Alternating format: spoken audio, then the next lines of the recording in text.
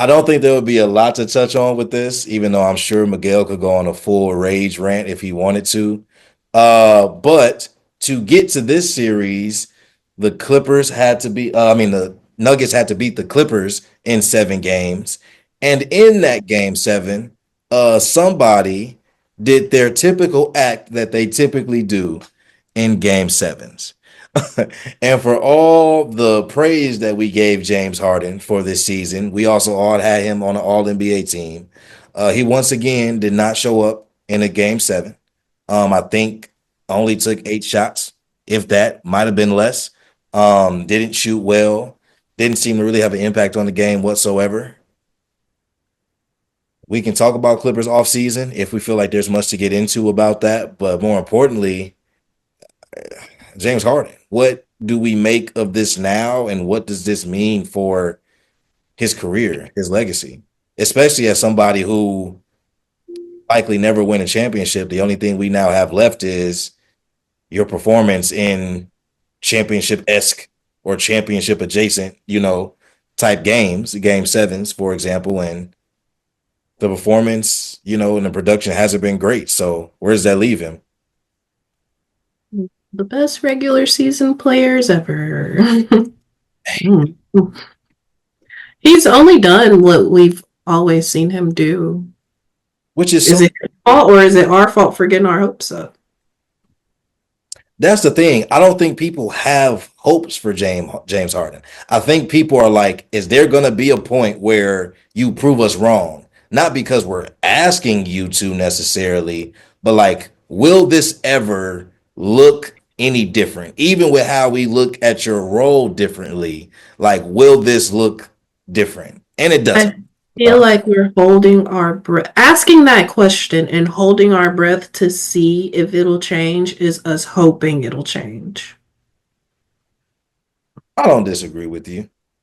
I I guess for me personally, I hate the conversations that it already has him in, and that Yeah.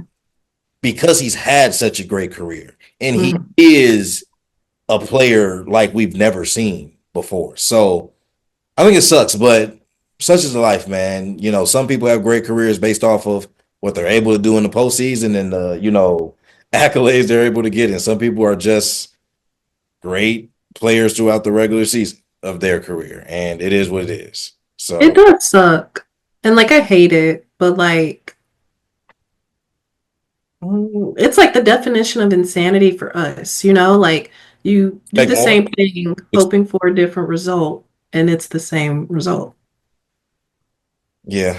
What do the Clippers do then with him or with their team at this point? Because Zubac is great. I would definitely keep him and keep figuring out how to make him relevant. Um, Right. how Love obvious stood out.